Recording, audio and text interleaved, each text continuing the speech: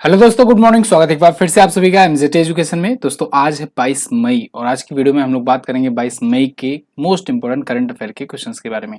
लेकिन आगे बढ़ूं इससे पहले मैं आपको बता दूं 22 मई को मनाया जाता है विश्व जैव विविधता दिवस, वर्ल्ड बायोडाइवर्सिटी डे। तो ये डे आज आप याद रखिएगा, कल इसके बारे में हम लोग चर्चा करेंगे थीम के साथ। शुरुआत करेंगे रिविजन से। कल हम लोगों ने पढ़ा था कि बी इंगेज्ड विथ यूथ, इस थीम के साथ 20 मई को मनाया गया विश्व मधुमक्खी दिवस। फोर्ब्स की सबसे ज्यादा कमाई करने वाले एथलीट की लिस्ट में क्रिस्टियानो रोनाल्डो टॉप पर हैं और अभी हाल ही में ईरान के राष्ट्रपति की हेलीकॉप्टर दुर्घटना में मृत्यु हो गई है। उनके विदेश मंत्री भी चल बसे। मंगलुरु जो कि कर्नाटक का एक शहर है, वहां पर रॉक आर्ट का पहला साक्ष्य खोजा गया है। थाईलैंड ओपन में पुरुष युगल का फाइनल जीत लिया है सात्विक साईराज रंकीरेड्डी और चिराग शेट्टी की जोड़ी ने। चीन ने ताइवान को हथियारों की बिक्री में शामिल होने के लिए अमेरिकी रक्षा कंपनियों पर प्रतिबंध लगा दिया है। इसके अलावा अमेरिका ने जो बाइडेन के कार्यकाल में अपना तीसरा सब क्रिटिकल प्रमाण परीक्षण किया है। आईडीएफसी फर्स्ट बैंक का पूर्णकालिक निदेशक नियुक्त किया गया प्रदीप नटराजन को।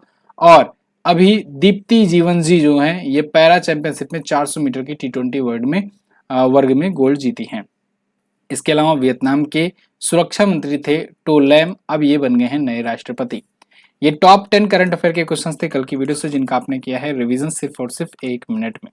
अब हम लोग बात करेंगे आज की करंट अफेयर, लेकिन उससे पहले मैं आपको बता दूं इसकी क्विज और पीडीएफ एमजेटी ऐप पर आपको मिल जाती है। MJT app Google play store पर मिलेगा, वहां पर आप अंदर जाओगे, फ्री में क्विज, फ्री में पीडीएफ आपको मिलेगी। आप हमारे पेड ई बुक ले सकते हो, पेड वीडियो कोर्सेज भी ले सकते हो, बहुत ही अफोर्डेबल प्राइस में है। पहला क्वेश्चन, हाल ही में राष्ट्रीय आतंकवाद विरोधी दिवस कब मनाया गया? तो राष्ट्रीय आतंकवाद विरोधी दिवस दोस्तों प्रत्येक वर्ष मनाया जाता है 21 मई को। क्यों मनाया जाता है? क्योंकि दोस्तों 21 मई को ही भारत ने अपना एक प्रधानमंत्री खोया था। देश के सबसे युवा प्रधानमंत्री थे राजीव गांधी जी और उनकी हत्या हुई थी इस दिन 21 मई को 1991 में। तमिलनाडु में गए हुए थे एक रैली में चुनाव प्रचार के दौरान, और उस टाइम पर एक आत्मघाती हमलावर ने, मतलब कि ह्यूमन बम ने वहां पर आकर के अपने आप को ब्लास्ट कर लिया, जिससे इनकी मृत्यु हो गई। तो इसी वजह से इस दिन को याद करते हुए आतंकवाद विरोधी दिवस मनाया जाता है। ठीक है ना? तो ध्यान रखना, राजीव गांधी जी दोस्तों भारत के 6ठे प्रधानमंत्री थे। इनका कार्यकाल 1984 से 1989 तक रहा था। जब इनका निधन हुआ, जब इनकी मृत्यु हुई, तब दोस्तों ये प्रधानमंत्री नहीं थे, ये अगले टर्म के लिए प्रचार करने गए थे। ठीक है ना? इनका कार्यकाल 1989 में समाप्त हो चुका था, सरकार बदल चुकी थी। आगे बढ़ते हैं, यहाँ पर प्रमुख दिवस है, कल हम लोगों ने इसका रिवीजन किया था, आज आगे बढ़ेंगे। हाल ही में ईरान के कार्यवाहक राष्ट्रपति कौन बनाए गए? तो ईरान के कार्यवाहक राष्ट्रपति दोस्तों बनाए गए हैं मोहम्मद मोखबर। कल मैंने आपको नीचे एक लाइन में करके हिंट करके दिया था कि अब ये बनाए जाएंगे, क्योंकि वहां के संविधान के अनुसार जो उपराष्ट्रपति होगा तत्काल रूप से वो बनेगा अंतरिम। तो अंतरिम ये बनाए गए हैं ईरान के फर्स्ट वाइस प्रेसिडेंट जो हैं। फर्स्ट वाइस प्रेसिडेंट इसलिए क्योंकि अब तक वहां पर वाइस प्रेसिडेंट जैसा कुछ होता नहीं था सिस्टम। जब से रईसी प्रेसिडेंट बने तो उन्होंने इनको अपना वाइस प्रेसिडेंट नियुक्त किया था। तो ऐसे में वहां के संविधान के अनुसार जब वाइस प्रेसिडेंट की हत्या हो जाती है, मृत्यु हो जाती है, तो उस स्थिति में वाइस प्रेसिडेंट जो है अंतरिम प्रेसिडेंट बनेगा, लेकिन सिर्फ और सिर्फ 50 दिनों तक के लिए बनेगा, क्योंकि 50 दिनों के अंदर ही अंदर चुनाव कराना पड़ेगा। तो फिलहाल के लिए मोहम्मद मोखबर जो हैं कार्यवाहक राष्ट्रपति बने हैं, एग्जीक्यूटिव प्रेसिडेंट या कहें अंतरिम प्रेसिडेंट बने हुए हैं। और 50 दिनों के अंदर जब दोबारा से चुनाव होगा तो उसके बाद फिर देखना होगा कौन बनता है। फिलहाल ईरान के राष्ट्रपति रईसी और उनके जो प्रेसिडेंट हैं, उनके जो विदेश मंत्री थे, उनकी मृत्यु के बाद, अब ये मृत्यु है, हत्या है, इस पर कोई ऑफिशियल इसमें स्टेटमेंट नहीं आया है ईरान की तरफ से भी, मतलब कारण नहीं बताया गया है कि किस कारण मरे। सिर्फ ये कहा गया है कि हाँ चलो अब ये नहीं है, अब ये मर चुके हैं, लेकिन कारण नहीं बताया गया है। इसलिए बहुत बड़ा ये चीजें चल रहा है कि जांच अभी चल रही है। फिलहाल के लिए इब्राहिम रईसी तो आप जानते हो, इस पर मैंने आपको वीडियो भी दी थी। यहाँ के एक और सुप्रीम लीडर हैं, जो सबसे बड़े वाले लीडर हैं, आयतुल्लाह अली खामेनेई, इन्होंने ही नियुक्त किया है। यही सबसे बड़े लीडर हैं अभी भी। अच्छा, यहाँ पर कुछ राष्ट्रपति और प्रधानमंत्रियों के नाम हैं जो अभी पिछले दिनों में नियुक्त हुए थे अलग अलग देशों में। जैसे अभी वियतनाम के राष्ट्रपति के बारे में कल हम लोगों ने चर्चा की, टो लैम बने हैं। चैड के प्रेसिडेंट महामद इद्रिस डेबी इटनो बने हैं। स्कॉटलैंड के प्रधानमंत्री जॉन स्वीनी बने हैं। पनामा के राष्ट्रपति बने हैं जोस राउल मुलिनो। और सोलोमन द्वीप के नए प्रधानमंत्री बने हैं जेरेमिया मोनेले। अगला, हाल ही में जारी विश्व आर्थिक फोरम की यात्रा और पर्यटन विकास सूचकांक में भारत किस स्थान पर है? तो दोस्तों वर्ल्ड इकोनॉमिक फोरम ने यानी कि WEF ने ये रिपोर्ट जारी की है, यात्रा और पर्यटन विकास सूचकांक। इसमें भारत इस बार है 39वें स्थान पर। भारत की रैंक इसमें बहुत ज्यादा सुधरी हुई है, क्योंकि इससे पहले भारत जो है ये दोस्तों 54वें स्थान पर था 2021 में, और अभी यहाँ 2024 में महज 3 सालों में बहुत अच्छे पोजीशन पर आ गया है। मतलब कि काफी सुधार देखने को मिला है। बहुत अच्छा पोजीशन नहीं कहेंगे, लेकिन सुधार काफी देखने को मिला है। जनरली रैंकिंग वगैरह में आप भी देखते होगे, कवर करते होगे कि जब भी इंडेक्स रैंकिंग आती है तो पिछले साल के मुकाबले इस साल में या तो 2 या तो 4 या तो 3 या तो 1 ऐसे ही गैपिंग आती है, अंतर आता है।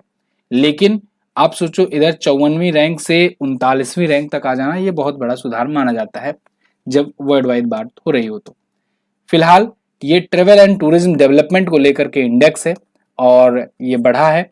ग्लोबल टूरिज्म एक्टिविटीज बढ़ी हुई है। टॉप पर अमेरिका है, सेकंड पर स्पेन है, थर्ड पर जापान है और जारी करता है WEF। ओके, अच्छा, साउथ एशिया में और अगर निम्न आय वाली अर्थव्यवस्थाओं में देखा जाए तो उसमें तो भारत टॉप पर ही है। अगला, यहाँ पर कुछ और रैंकिंग और इंडेक्स हैं, रिवीजन करेंगे। जैसे अभी एम्बर की सौर ऊर्जा उत्पादन रिपोर्ट आई थी, इसमें तीसरे स्थान पर हम लोग हैं। विश्व प्रेस स्वतंत्रता सूचकांक में भयंकर भद्दपिटी है, 159वें स्थान पर है। हालांकि पिछले बार से 2 स्थान सही हुआ है, 161वें से 159वें पर आए। विश्व साइबर क्राइम इंडेक्स में 10वें पर आ गए हैं, टॉप 10 में आ गए हैं। हुरून ग्लोबल यूनिकॉर्न इंडेक्स में तीसरे पर है। अगला, हाल ही में एलन मस्क ने किस देश में स्टारलिंक सेवा का उद्घाटन किया है? तो एलन मस्क ये स्टारलिंक सेवा का उद्घाटन किए हैं इंडोनेशिया में। स्टारलिंक क्या है? स्टारलिंक के तहत ये दोस्तों पृथ्वी के ऊपर सैटेलाइट का गुच्छा बनाए हुए हैं और ये सैटेलाइट का गुच्छा ये इंटरनेट प्रोवाइड करने के लिए बनाए हुए हैं। अब आप सोचो, इंटरनेट जो चलता है, जो आप चलाते हो ना, जानते हो कैसे चलता है? आप इंटरनेट चला पाते हो क्योंकि समुद्रों में फाइबर, ऑप्टिकल फाइबर की लाइनें बिछी हुई हैं समुद्री माध्यम से। बिल्कुल सही सुन रहे हो आप। उसके बाद से फिर ये BSc MSc पर आता है, फिर BSc पर आता है, उसके बाद फिर आपके मोबाइल में टावर आता है BSc के जरिए। तो वहां से आप मोबाइल में चला पाते हो, इंटरनेट हुआ या मोबाइल नेटवर्क हुआ। लेकिन इसमें दिक्कत ये आती है कि कहीं मान लो कोई लंबा जंगल हुआ जहां पर, जैसे क्योंकि जो BSc टावर होता है उसका एरिया मैक्सिमम 3 या 5 किलोमीटर के आसपास में होता है।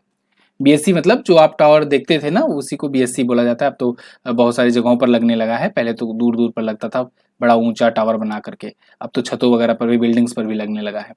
तो वो BSc टावर जो होता है उसकी रेंज 4 से 5 किलोमीटर के एरिया में होती है। क्राउड एरिया है तो 3 किलोमीटर 2 किलोमीटर होती है।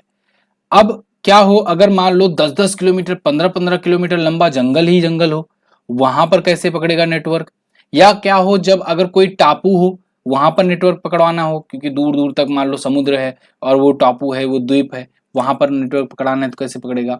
या फिर क्या हो कोई ऐसा रेगिस्तान एरिया हो, या कोई मान लो अंटार्कटिका पर गया है, ऐसे एरिया में जहां पर टावर लगाना पॉसिबल नहीं है या लगा नहीं है अभी तक, लद्दाख जैसे क्षेत्रों में, पहाड़ी जैसे एरिया में, वहां पर कैसे इंटरनेट पहुंचेगा?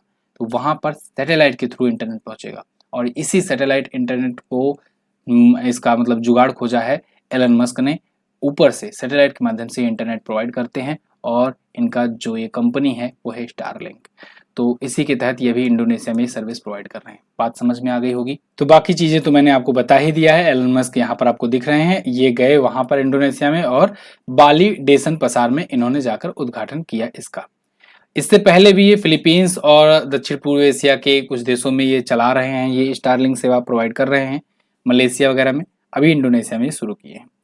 इंडोनेशिया की राजधानी नुसंतारा होती है, अब पहले जकार्ता थी, अब नया राजधानी ये बनाया जा रहा है, शिफ्ट कर रहे हैं धीरे धीरे। इंडोनेशिया यहाँ की करेंसी, इंडोनेशियाई रुपया यहाँ की करेंसी है, इंडोनेशियाई रुपया। राष्ट्रपति हैं प्रबोवो सुबियांतो, नए राष्ट्रपति बने हैं, इनका भी नाम याद रखना है, जोको विडोडो के बाद आए हुए हैं।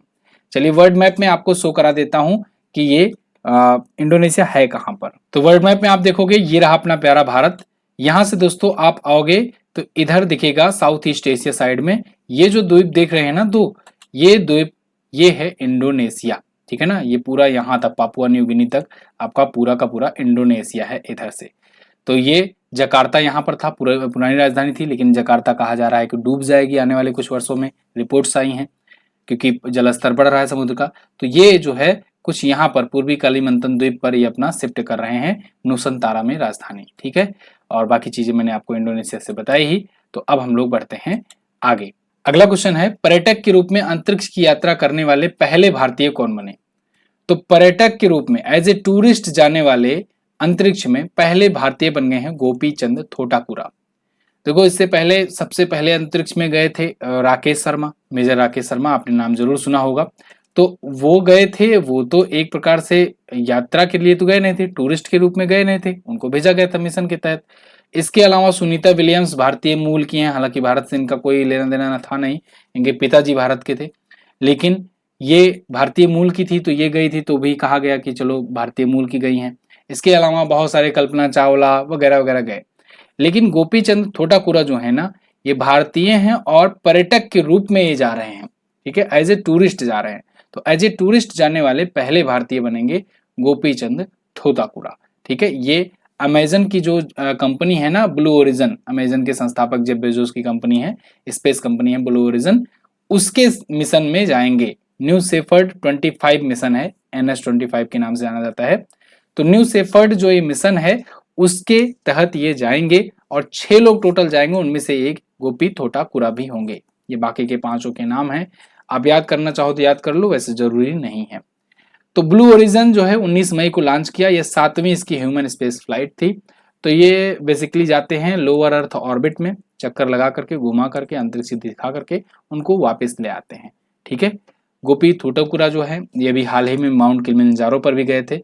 कुछ टेस्टिंग वगैरह भी एक प्रकार से हो जाती है कि पर्वत पहाड़ों पर जाओगे तो वहां पर ऑक्सीजन लेवल कम होगा, तो थोड़ा सा एक वार्म अप टाइप का भी हो जाएगा। फिलहाल बाकी तो प्रोटेक्शन के साथ सारी चीजों के साथ भेजा ही जाता है। आंध्र प्रदेश के विजयवाड़ा में इनका जन्म हुआ था। आगे बढ़ते हैं। यहाँ पर दोस्तों ब्रह्मास्त्र करंट अफेयर की बुक के बारे में आपको बताना चाहूंगा। ये बुक जो है आप अमेजन से अभी ऑर्डर कर सकते हो, ऑफलाइन बुक है, और अभी ऑर्डर करने पर आप सबको कूपन कोड भेजा जा रहा है। उस कूपन कोड के तहत ये 3 महीनों की ई बुक भी भेजी जा रही है। तो अगर आपके पास कूपन कोड पहुंचता है तो आप रिडीम करके ये ई बुक MZT ऐप से डाउनलोड कर सकते हो। इसके अलावा लोको पायलट की भी बुक आई हुई है, उसको भी अगर ऑर्डर करना चाहते हो तो ऑर्डर कर सकते हो। अगला, सीरम इंस्टीट्यूट ऑफ इंडिया ने किस द्वीप के 7 से 8 देशों में मलेरिया वैक्सीन की खुराक का पहला सेट भेजा? तो दोस्तों अभी सीरम इंस्टीट्यूट ऑफ इंडिया ने अफ्रीका महाद्वीप के कुछ 7 से 8 देशों में ना मलेरिया के वैक्सीन की खुराक भेजी है। इसका पहला सेट भेजा है। मलेरिया वैक्सीन, मलेरिया वहां भी अभी बहुत बड़ा कंसर्न बना हुआ है अफ्रीकी देशों में। मलेरिया से बहुत मौतें वहां पर अभी भी हो रही हैं। अभी WHO ने एक रिपोर्ट बताई कि अफ्रीकी क्षेत्र में हर साल लगभग 5 लाख बच्चे मर जा रहे हैं मलेरिया से। सोचो, बच्चे मर जा रहे हैं 5 लाख से ज्यादा अफ्रीकी रीजन में। तो मलेरिया वहां बहुत बड़ा कंसर्न है, और उसके लिए, उससे निपटने के लिए यहाँ मलेरिया वैक्सीन की खुराक भेजी जा रही है। और इसका प्रोडक्शन कहाँ हुआ है? सीरम इंस्टीट्यूट ऑफ इंडिया में। ये R21 मैट्रिक्स M नाम की मलेरिया वैक्सीन है। अगर सीरम इंस्टीट्यूट ऑफ इंडिया की बात करें तो ये पुणे में स्थित संस्था है और दुनिया की लार्जेस्ट वैक्सीन प्रोड्यूसर है। ये खुराक की संख्या के मामले में, डोजेस की संख्या के मामले में बताया जाता है प्रतिवर्ष 100 मिलियन खुराक ये प्रोड्यूस करता है। और इसी ने कोविशील्ड बनाई थी, जिसको लेकर के भी बवाल हुआ था। इस पर भी मैंने आपको क्लास दी हुई है, आप उसको जरूर देखिएगा। जो ट्रेंडिंग टॉपिक पर आपको वीडियोस देते हैं उसको जरूर देखा कीजिए, बहुत डीप एनालिसिस के साथ होता है, ठीक है। तो सीरम इंस्टीट्यूट ऑफ जो है इंडिया, ये पुणे में स्थित है। आधार पूनावाला इसके CEO हैं, और एस्ट्रेजेनेका की फॉर्मूले को लेकर के इन्होंने कोविशील्ड बनाया था। अगला, हाल ही में आयोजित इटालियन ओपन 2024 का खिताब किसने जीता? तो इटालियन ओपन 2024 का खिताब जीत लिया है दोस्तों अलेक्जेंडर ज़्वेरेव ने। अलेक्जेंडर ज़्वेरेव ये जर्मनी के खिलाड़ी हैं और इन्होंने जीत लिया है इटालियन ओपन। इनका ये दूसरा इटालियन ओपन था, यानी 2 बार ये इटालियन ओपन जीत चुके हैं। इन्होंने चिली के निकोलस जेरी को फाइनल में हराया और उसके बाद इटालियन ओपन को अपने नाम किया। अच्छा, अलेक्जेंडर ज़्वेरेव जो है टेनिस के खिलाड़ी हैं। ये पुरुष एकल में जीते हैं। महिला एकल में अगर बात करें तो इगा स्वितेक ने जीता है। इगा स्वितेक पोलैंड की रहने वाली हैं और इन्होंने 4 बार इटालियन ओपन जीत चुका है अभी तक। बेलारूस की आर्याना सेबेलेंका को इन्होंने फाइनल में हराया। तो ये पुरुष का और महिला का दोनों याद रखना। महिला वाला आपको याद हो जाएगा, इगा स्वितेक चर्चित नाम है। अलेक्जेंडर ज्वेरेव वाला भी आप याद रखना, जर्मनी के हैं। अगला, हाल ही में श्री श्री रविशंकर को किस देश में भारतीय मूल के तमिलों के 200 साल पूरे होने की स्मृति में पहला डाक टिकट प्राप्त हुआ? तो दोस्तों अभी श्री श्री रविशंकर जी जो कि आध्यात्मिक धर्मगुरु हैं, आपको पता होगा, इनको भारतीय मूल के तमिलों के 200 वर्ष श्रीलंका में पूरे होने के उपलक्ष्य में श्रीलंका की तरफ से पहला डाक टिकट, एक स्मृति डाक टिकट दिया गया। स्मृति डाक टिकट आप जानते हो, जब कोई बड़ी चीज इवेंट होता है, कुछ वर्षगांठ होती है, तो उसमें डाक टिकट बनाया जाता है। तो ऐसे ही श्रीलंका के द्वारा ये एक स्मृति विशेष डाक टिकट बनाया गया श्रीलंका में तमिलों के 200 वर्ष पूरे होने के। अब आप सोचोगे श्रीलंका में तमिल के 200 वर्ष पूरे? हाँ, श्रीलंका जो है दोस्तों भारत के दक्षिण में स्थित एक देश है, भारत का दक्षिण पड़ोसी देश है। तो वहां पर भारत के मूल के बहुत सारे तमिल जाकर रहते हैं, और तमिल और सिंघल मतलब जो श्रीलंका के मूल निवासी हैं, इनके बीच में भी बहुत बार कॉन्फ्लिक्ट होता रहा है। और लिट्टे जो मैंने आपको एक बार बताया था, लिट्टे अभी आप देखो यहाँ पर राजीव गांधी की हत्या में भी ये लिट्टे ही इन्वॉल्व था। तो लिट्टे संगठन जो है उसका पनपने का भी कारण यही था, ये बीच में कॉन्फ्लिक्ट इनका। फिलहाल भारतीय मूल के तमिल वहां पर रह रहे हैं, 200 वर्षों से रह रहे हैं, और 200 वर्ष पूरे होने पर वहां पर श्रीलंका के द्वारा पहला डाक टिकट जारी किया गया है, जिससे उनके भारतीय मूल के जो तमिल हैं उनको थोड़ा सा सम्मान दिया जाए, पहचान दिया जाए। ठीक है जी, चलिए, क्योंकि वहां पर उनके साथ भेदभाव तो होता ही रहता है। अगला क्वेश्चन है, हाल ही में जारी एक रिपोर्ट के अनुसार 2022 और 2050 के बीच दुनिया भर में पुरुषों के लिए जीवन प्रत्याशा में लगभग कितने वर्ष सुधार होने का अनुमान है? तो दोस्तों पूरी दुनिया भर में जीवन प्रत्याशा में 2050 तक 5 वर्षों का सुधार देखने को मिलेगा पुरुषों के जीवन प्रत्याशा में। जीवन प्रत्याशा मतलब ये कि कब तक ठीक ठीक जी सकते हैं, मतलब जीवन प्रत्याशा, एक स्वस्थ जीवन प्रत्याशा की बात की जाए तो कब तक कोई व्यक्ति जो है वो अच्छे खासे रूप में जी सकता है, कोई बीमारी ना हो, कोई बड़ी हेल्थ इशू ना हो, या फिर कहें कि मरे ना। तो ये ऑन एन एवरेज निकाला जाता है। तो इसमें निकाला गया जब एवरेज की 2022 में कितना है और 2050 तक कितना हो जाएगा, एक रिपोर्ट पब्लिश हुई द लैंसेट जर्नल में, तो उसमें ये रिसर्च रिपोर्ट में ये बात सामने आई कि पुरुषों की जीवन प्रत्याशा में लगभग 5 साल की वृद्धि देखने को मिलेगी और महिलाओं के लिए 4 साल की वृद्धि देखने को मिलेगी। वृद्धि मतलब क्या और जिएंगे? बिल्कुल, जैसे 2022 में जीवन प्रत्याशा 64.8 वर्ष थी, मतलब ऑन एन एवरेज 64.8 वर्ष तक कोई व्यक्ति जीता था। ऑन एन एवरेज की मैं बात कर रहा हूँ। एवरेज मतलब जैसे कुछ लोग 90 पार कर गए और कुछ जो है अपने 17-18 वर्ष की उम्र में ही मर गए, ठीक है ना। तो इनका एवरेज निकाला जाएगा तो एवरेज कुछ बीच में आएगा। तो ऐसे ही पूरा ऑल ओवर दुनिया का निकाला गया, तो उसमें पाया गया कि 2022 में 64.8 वर्ष था, वो 2050 में बढ़कर 67.4 वर्ष हो जाएगा। ध्यान रहे ये पूरी दुनिया की बात हो रही है, यानी कि इसमें वो देश भी शामिल हैं जहां पर बहुत ही सेफ और सुरक्षित माहौल में लोग रहते हैं, और यहाँ पर वे देश भी शामिल हैं जहां पर स्थिति बहुत ज्यादा क्रिटिकल है। जैसे अभी आप समझो कि मिडिल ईस्ट में टेंशन बढ़ा हुआ है, वहां पर बहुत सारी चीजें होती रहती हैं। तो ऐसा महिलाओं के लिए यही बात बताई गई है, 4 साल का इनका जीवन प्रत्याशा सुधार देखने को मिलेगा। अच्छा, मुझे एक रिपोर्ट सामने याद आ रही है अभी कि एक रिपोर्ट में बताया गया था भारत की जीवन प्रत्याशा कितनी है, तो उसमें पुरुषों का 71 बताया गया था, महिलाओं का 74 बताया गया था, और वहीं पर भारत की जनसंख्या वर्तमान में 144 करोड़ बताई गई थी। तो ये बात ध्यान रखना, अभी क्या सिनेरियो है भारत के लिए। ठीक है, अगला, वित्तीय वर्ष 2024 में व्यवसाय वृद्धि में पीएसयू बैंकों में निम्न में से कौन सा बैंक शीर्ष पर रहा? तो व्यवसाय वृद्धि या कहें कि जो एक प्रकार से ट्रेड करते हैं, बिजनेस करते हैं जो बैंकें, उनमें किसमें ग्रोथ सबसे ज्यादा रहा है?